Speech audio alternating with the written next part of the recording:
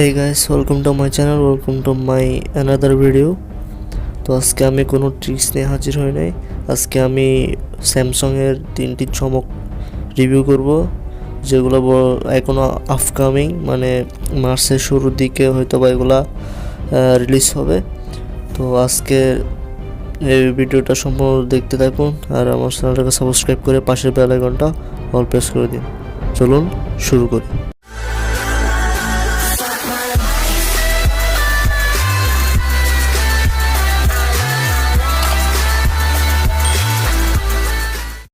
তো আজকে আমি যে ফোনগুলো রিভিউ করব সেগুলো হচ্ছে স্যামসাং এর S20 প্লাস S20 আলট্রা।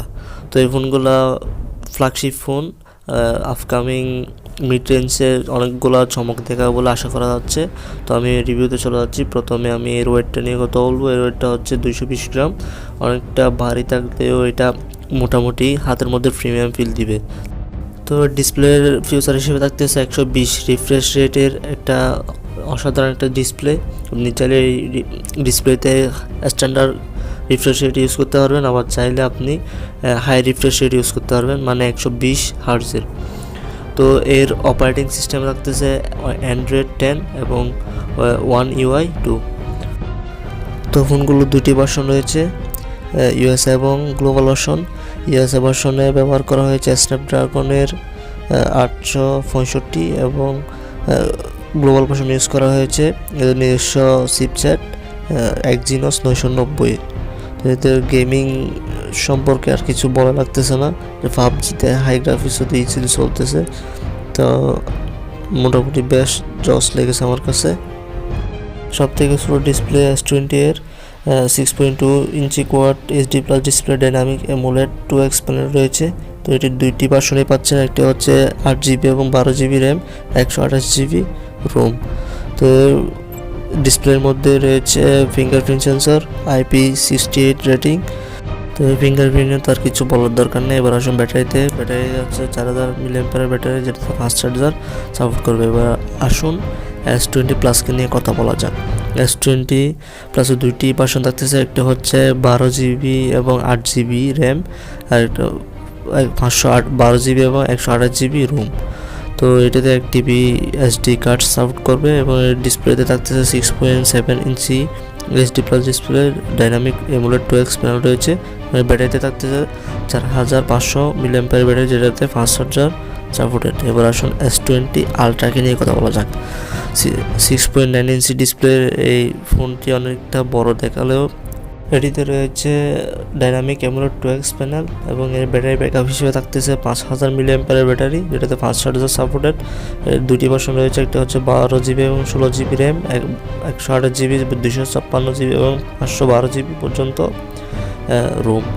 তো এটিতে 45 ওয়াটের ফাস্ট চার্জার সাপোর্ট করে। ফুল চার্জ হতে মোটামুটি 1 ঘন্টা পর্যন্ত সময় নেয়। তো 1 ঘন্টার মধ্যে ফুল চার্জ একদম 100% হয়ে যায়। এবার আসুন ক্যামেরা নিয়ে কথা বলা যাক। তো ক্যামেরা যেহেতু আলাদা আলাদা তিনটি ফোনেরই, তো আলাদা আলাদা বিশ্লেষণ করা যাক।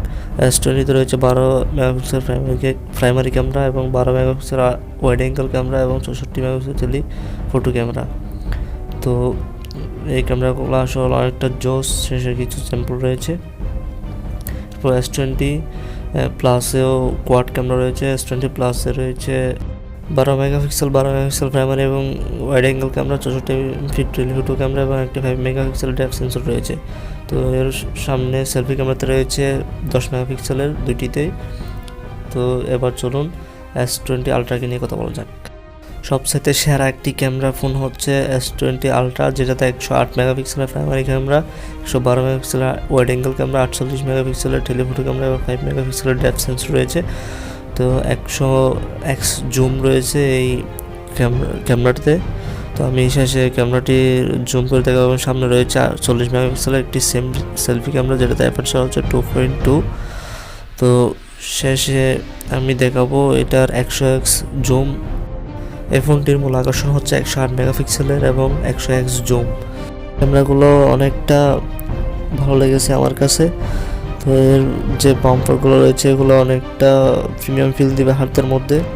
এটা হচ্ছে 100x জুমের যে ইয়াটা আছে ওইটা। তো আমি একদম শেষের দিকে কিছু স্যাম্পল এবং যে X কীভাবে জুম করে এগুলো দেখাবো। তো দেখা হচ্ছে পরবর্তী ভিডিওতে। ভালো থাকুন, সুস্থ থাকুন। ভিডিওটা ভালো লাগলে অবশ্যই একটা লাইক দিবেন, আর বেশি ভালো লাগলে ফ্রেন্ডের কাছে শেয়ার করতে পারেন। ভালো থাকবেন, সুস্থ থাকবেন। আল্লাহ হাফেজ।